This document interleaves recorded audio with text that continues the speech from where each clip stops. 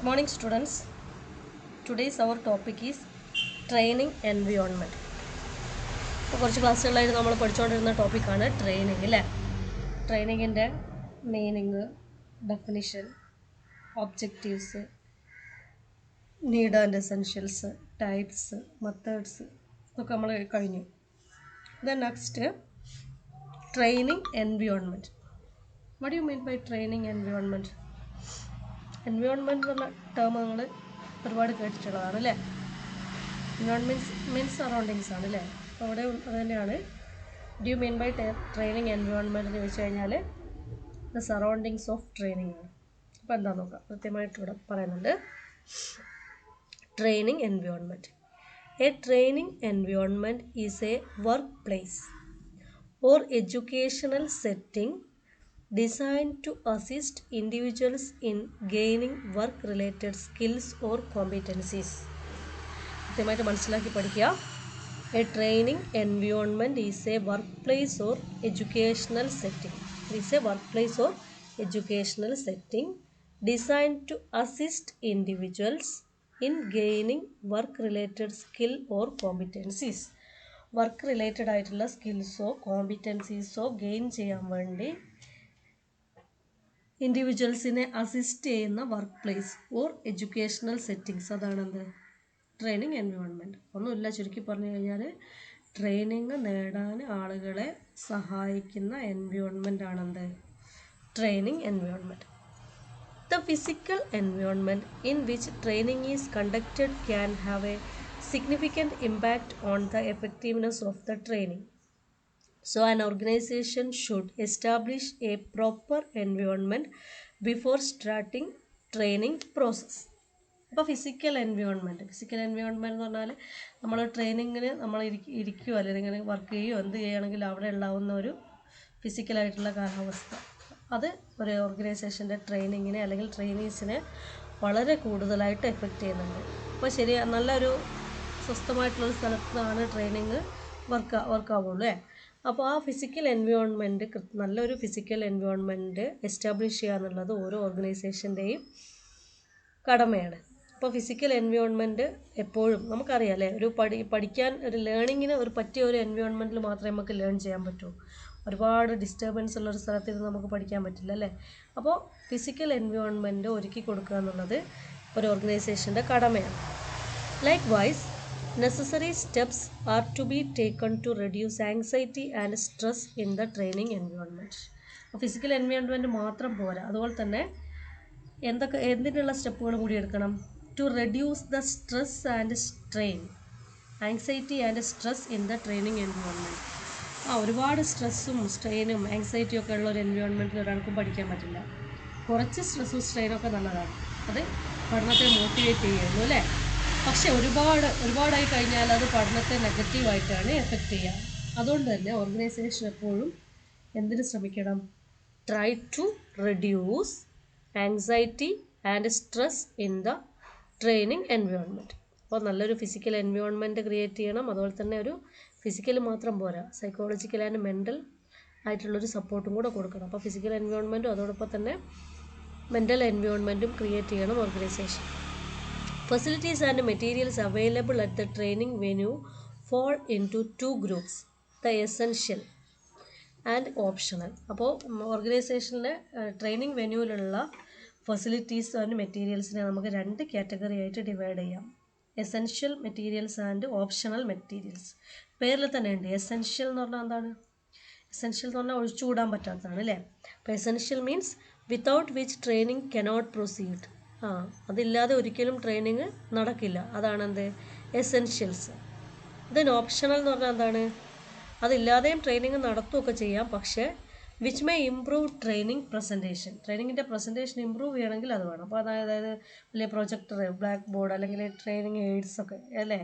അപ്പോൾ സാധാ ലെക്ചറിങ്ങിലൂടെ ക്ലാസ് നടക്കും, അതിൻ്റെ കൂടെ അഡീഷണലായിട്ട് നമ്മൾ ഓഡിയോ വിഷ്വലൊക്കെ വെച്ച് കഴിഞ്ഞാൽ എന്ത് ചെയ്യും, കുറച്ചുകൂടി അത് യൂസ്ഫുള്ളായിട്ട് മാറും അല്ലേ. അപ്പോൾ ഓപ്ഷണൽ എന്ന് പറഞ്ഞാൽ എന്താണ്? അതില്ലാതെയും ട്രെയിനിങ് നടത്താം, പക്ഷേ എന്ത് ചെയ്യാണ്, അതുണ്ടെങ്കിൽ ട്രെയിനിങ് കുറച്ചുകൂടി ഗംഭീരമായിട്ട് കൊണ്ടുപോകാം. അതാണ് എന്ത് ഓപ്ഷണൽ. അപ്പോൾ എസെൻഷ്യൽസ് എന്ന് പറഞ്ഞാൽ ട്രെയിനറും ട്രെയിനിങ്ങിനുള്ള മെറ്റീരിയൽസും ദെൻ അതിന് വേണ്ടിയിട്ടുള്ളൊരു ഒരു റൂമും. അത് നിർബന്ധമായിട്ടുള്ള സാധനമാണ് അല്ലേ, എസെൻഷ്യൽസ് ആണ്. ദെൻ ഈ റൂമിൽ നല്ല നല്ല അടിപൊളി ഫർണിച്ചർ, അതുപോലെ തന്നെ നല്ല ഓഡിയോ വിഷ്വൽ സംവിധാനങ്ങൾ, അതൊക്കെ എന്ന് പറഞ്ഞാൽ എന്താണ്, ഓപ്ഷണലാണ്. അപ്പോൾ എസെൻഷ്യൽ എന്ന് പറഞ്ഞാൽ ഒഴിച്ചുകൂടാൻ പറ്റാത്തതാണ്, ഓപ്ഷണൽ എന്ന് പറഞ്ഞാൽ ഉണ്ടെങ്കിൽ കുറച്ചുകൂടി നല്ലത് എന്നുള്ള രീതിയിലുള്ളതാണ് ഓപ്ഷണൽസ്. അപ്പോൾ ട്രെയിനിങ് എൻവയോൺമെൻറ്റിനെ പറ്റി നമ്മൾ പറഞ്ഞത്, ട്രെയിനിങ് എൻവയോൺമെൻറ്റ് എന്താണെന്ന് പറഞ്ഞു. അതിൽ 2 ടൈപ്പാണ്, ഫിസിക്കൽ എൻവയോൺമെൻറ്റും അതുപോലെ തന്നെ മെൻ്റൽ എൻവയോൺമെൻറ്റും നമ്മൾ കൃത്യമായിട്ട് ഒരുക്കി കൊടുക്കണം. അതിന് ട്രെയിനിങ് എൻവയോൺമെൻറ്റിലുള്ള ഫെസിലിറ്റീസിനെ 2ആയിട്ട് കാറ്റഗറൈസ് ചെയ്യാം, essential materials and optional materials. Okay. Then setup of training venue. അപ്പോൾ എൻവയോൺമെൻറ്റിൽ വരുന്നതാണ് എന്ത്, ട്രെയിനിങ് വെന്യൂ എങ്ങനെയാണ് സെറ്റപ്പ് ചെയ്യുക എന്നുള്ളതാണ് ഇവിടെ വരുന്നത്. Training venue should be setup well in advance of the commencement of the session. അപ്പോൾ ട്രെയിനിങ് സെഷൻ സ്റ്റാർട്ട് ചെയ്യുന്നതിന് മുമ്പ് തന്നെ നല്ല ഒരു ട്രെയിനിങ് വെന്യൂ വളരെ ഫർണിഷ്ഡായിട്ട് അഡ്വാൻസ്ഡ് ആയിട്ട് ഒരുക്കി വെക്കണം. എന്നാൽ മാത്രമാണ് ട്രെയിനിങ് കൃത്യമായിട്ട് നമുക്ക് കൊണ്ടുപോകാൻ പറ്റുള്ളൂ. Firstly arrange the room for training. While selecting and designing room the following attributes should be kept in mind. ഫസ്റ്റിൽ അറേഞ്ച് ചെയ്യേണ്ട എന്താണ്, ട്രെയിനിങ്ങിന് ആവശ്യമായിട്ടുള്ള റൂമുകൾ അറേഞ്ച് ചെയ്യലാണ്. അപ്പോൾ റൂം അറേഞ്ച് ചെയ്യുമ്പോൾ ശ്രദ്ധിക്കേണ്ട കുറച്ച് പോയിൻറ്റ്സാണ് താഴെ പറയുന്നത്. While selecting and designing room the following attributes should be kept in mind. താഴെ പറയുന്ന കാര്യങ്ങൾ കൃത്യമായിട്ട് മനസ്സിലുണ്ടാവണം. First one, size. Arrange a room that is suitable to accommodate the number of പാർട്ടിസിപ്പൻസിൻ്റെ നമ്പർ അനുസരിച്ച് അവരെ അക്കോമഡേറ്റ് ചെയ്യാൻ പറ്റുന്ന ഒരു റൂമായിരിക്കണം. അപ്പോൾ 100 ആൾക്ക് ട്രെയിനിങ് കൊടുക്കണം, അതിനൊരു കുടുസുമുറി മതിയോ? പോരാ. എന്താണ്, ആ 100 ആൾക്ക് വിശാലമായിട്ട് ഇരിക്കാനും പറ്റുന്ന വളരെ കാറ്റും പൊളിച്ചൊക്കെ ഉള്ളൊരു വലുപ്പമുള്ള റൂമായിരിക്കണം.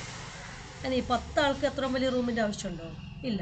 അപ്പോൾ എന്ത് ചെയ്യണം, റൂമിൻ്റെ സൈസ് എന്തിനനുസൃതമായിരിക്കണം, നമ്പർ ഓഫ് ദി പാർട്ടിസിപ്പൻസിന് അനുസൃതമായിരിക്കണം. അപ്പം നമ്പർ ഓഫ് പാർട്ടിസിപ്പൻസ് എത്രയുണ്ടോ അതിനനുസരിച്ചുള്ള സൈസിലുള്ള റൂമായിരിക്കണം. അതാണ് first. Then training requirements. Space in the room must adequate the training requirements. അപ്പോൾ ട്രെയിനിങ് പ്രോഗ്രാം സാധാ ലെക്ചറിങ് ആണെങ്കിൽ എന്ത് മതി, സാധാ ലെക്ചറിങ് ആണെങ്കിൽ ട്രെയിനീസിന് ഇരിക്കാനൊരു ചെയറും അവർക്ക് എഴുതാനൊരു റൈറ്റിംഗ് പാഡോ അല്ലെങ്കിൽ ടേബിളോ അതിൻ്റെ ആവശ്യമുള്ളൂ. ഇനി ഇതല്ലാതെ ഡെമോൺസ്ട്രേഷനും അതുപോലെ തന്നെ ഗ്രൂപ്പ് ആക്ടിവിറ്റീസൊക്കെ ഉള്ള ട്രെയിനിങ് ആണ് നൽകുക. ഈ ഒരു ഗ്രൂപ്പ് ആക്ടിവിറ്റീസ് ആകുമ്പം കസേരയൊക്കെ അങ്ങോട്ടും ഇങ്ങോട്ടും മാറ്റിയിട്ട് ഇവർക്ക് ഗ്രൂപ്പായിട്ട് ഇരിക്കാനും അല്ലെങ്കിൽ ഗ്രൂപ്പ് ഗെയിംസ് ഉണ്ടെങ്കിൽ അതിനൊക്കെയുള്ള സ്പേസ് വേണം അല്ലേ. അപ്പോൾ ഏത് രീതിയിലുള്ള ട്രെയിനിങ് ആണോ നടത്തുന്നത് അതിനനുസൃതമായിട്ടുള്ള ആഡിക്വേറ്റ് ട്രെയിനിങ് റിക്വയർമെൻറ്റ്സിന് ആവശ്യമായിട്ടുള്ള സ്പേസ് ഉള്ള റൂമായിരിക്കണം. റൂമിൻ്റെ സൈസ് നമ്പർ ഓഫ് കാൻഡിഡേറ്റ്സിന് അനുയോജ്യമായിരിക്കണം. ദെൻ ആക്ടിവിറ്റിക്ക് അനുസരിച്ച് ട്രെയിനിങ്ങിൻ്റെ റൂമിന് സ്പേസ് ഉണ്ടാവണം. ദെൻ ആക്സസബിൾ ലൊക്കേഷൻ ആയിരിക്കണം. ട്രെയിനീസിന് ആക്സസ് ചെയ്യാൻ പറ്റുന്ന, അതായത് എത്തിപ്പെടാൻ പറ്റുന്ന ഒരു ഏരിയയിലായിരിക്കണം. Free from distractions. അതായത് ഇപ്പം 100 പേരുള്ള ക്ലാസ് റൂം ആണെങ്കിൽ ലെക്ചർ സ്റ്റാൻഡ് അല്ലെങ്കിൽ ട്രെയിനർക്ക് കൃത്യമായിട്ടൊരു പൊസിഷൻ ഉണ്ടാവണം. ആ പൊസിഷനിൽ നിന്ന് കഴിഞ്ഞാൽ എല്ലാ സൈഡിലിരിക്കുന്ന കാൻഡിഡേറ്റ്സിനും അയാളെ ഓഡിബിൾ ആയിരിക്കണം, അതുപോലെ തന്നെ വിസിബിളും ആവണം. അതിൻ്റെ ഇടയ്ക്ക് ഒരു തൂണോ അങ്ങനത്തെ ഡിസ്ട്രാക്ഷൻസ് ഒന്നും പാടില്ല. ഫ്രീ ഫ്രം ഡിസ്ട്രാക്ഷൻസ്, തടസ്സങ്ങളൊന്നും ഉണ്ടാവാൻ പാടില്ല. അതാണ് free from distractions. Does not obstruct the view of പാർട്ടിസിപ്പൻസിൻ്റെ വ്യൂ ഒന്നും ഒബ്സ്ട്രക്റ്റ് ചെയ്യാൻ പാടില്ല. Appropriate seating arrangements and furniture. ആവശ്യമായിട്ടുള്ള സീറ്റിംഗ് അറേഞ്ച്മെൻറ്റ്സും ഫർണിച്ചറും വേണം. Lighting should be adequate. കൃത്യമായിട്ട് കാറ്റും വെളിച്ചമൊക്കെ കിട്ടണം അല്ലേ. അല്ലാതെ ഒരു ഇരുട്ട് മുറിയിൽ കാറ്റും വെളിച്ചമൊന്നും ഇല്ലാതെ കൊണ്ടിട്ടിട്ട് ട്രെയിനിങ് കൊടുത്തിട്ട് വല്ല കാര്യമുണ്ടോ? ഇല്ല. അപ്പോൾ ട്രെയിനിങ് കൊടുക്കുമ്പോൾ അവർക്ക് ആവശ്യമായിട്ടുള്ള ലൈറ്റിംഗ് ഹീറ്റിംഗ് ഫെസിലിറ്റീസൊക്കെ ഉണ്ടാവണം അവിടെ. അപ്പോൾ റൂമിൻ്റെ സൈസ്, റൂമിലുണ്ടാവുന്ന space, then location, then distractions avoid ചെയ്യണം, ഒബ്സ്ട്രക്ഷൻസ് അവോയ്ഡ് ചെയ്യണം. കൃത്യമായിട്ടുള്ള സീറ്റിംഗ് ആൻഡ് അറേഞ്ച്മെൻറ്റ്സും ഫർണിച്ചറും ഉണ്ടാവണം. Then lighting should be adequate. ഇതൊക്കെ ആയിരിക്കണം റൂം അറേഞ്ച്മെൻറ്റ്സിൽ നമ്മൾ ശ്രദ്ധിക്കേണ്ടത്. Okay. Then areas of training എന്ന് പറഞ്ഞാൽ മറ്റൊരു ടോപ്പിക്കാണ്. മാനേജ്മെൻറ്റ് ഏതൊക്കെ ഏരിയയിലാണ് ഓർഗനൈസേഷനിലെ എംപ്ലോയീസിന് ട്രെയിനിങ് കൊടുക്കുന്നത്. The management should identify the weakness of employees related with their job and training is given. The following are the important areas which need training. Management should identify the weakness of employees related with their job and training is given. Management firstly എന്ത് ചെയ്യണം, എംപ്ലോയീസിൻ്റെ weakness ഏതൊക്കെ ഏരിയയിലാണ് അല്ലേ. അപ്പോൾ അതായത് weakness മനസ്സിലാക്കി കഴിഞ്ഞാൽ മാത്രമാണ് ആ ഏരിയ നമ്മൾ ഇമ്പ്രൂവ് ചെയ്യാൻ വേണ്ടി അവർക്ക് ട്രെയിനിങ് കൊടുക്കാൻ പറ്റുള്ളൂ. അപ്പോൾ ഈ വീക്ക്നെസ് ഏതൊക്കെ ഏരിയയിലാണെന്ന് ഫസ്റ്റ്ലി ഐഡൻറ്റിഫൈ ചെയ്യണം. Then give the training. The following are the important areas which need training. താഴെ പറയുന്ന ഏരിയാസിലാണ് കൂടുതലായിട്ട് ട്രെയിനിങ് ആവശ്യമായിട്ട് വരുന്നത്. First one, new employees to have the basic knowledge and skill to perform their task efficiently. പുതിയ employees ആകുമ്പോൾ അവർക്ക് അവരുടെ ജോലി എഫിഷ്യൻ്റായിട്ട് ചെയ്യാൻ വേണ്ടിയിട്ടുള്ള ബേസിക് ആയിട്ടുള്ള നോളജും സ്കിൽസും പ്രൊവൈഡ് ചെയ്യണം. പുതിയ ആളുകളാകുമ്പോൾ ബേസിക് നോളജും സ്കിൽസും പ്രൊവൈഡ് ചെയ്യണം. അവർക്ക് അതിനനുസരിച്ചുള്ളൊരു പ്ലാറ്റ്ഫോം നമ്മൾ ഒരുക്കി കൊടുക്കണം. Then to assist the employees to update their knowledge and skills which compete the present atmosphere. To assist the employees to update their knowledge and skill which compete the present atmosphere.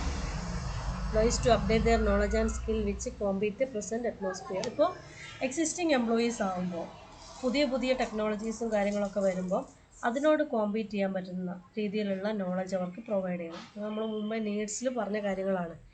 To improve communication, leadership and team work. To improve communication, leadership and team work. ഓർഗനൈസേഷനിലെ employer communication, അവരുടെ attitude, ഇതൊക്കെ develop ചെയ്യുന്ന രീതിയിലുള്ളതാവണം training. ആ ഏരിയയിലൊക്കെ training കൊടുക്കണം. To cope up with new production techniques, marketing, HRM, etcetera. To cope up with new production techniques, marketing, HRM, etcetera. പുതുതായിട്ട് വരുന്ന പ്രൊഡക്ഷൻ ടെക്നിക്സ്, മാർക്കറ്റിംഗ്, HRM, ഈ ഏരിയയിലൊക്കെ കോമ്പീറ്റ് ചെയ്യാൻ പറ്റുന്ന രീതിയിൽ എംപ്ലോയീസിനെ മാറ്റിയെടുക്കണം. ആ രീതിയിലുള്ളതായിരിക്കണം ട്രെയിനിങ്. അപ്പോൾ ഇതൊക്കെയാണ് ഏരിയാസ് ഓഫ് ട്രെയിനിങ്. അതായത്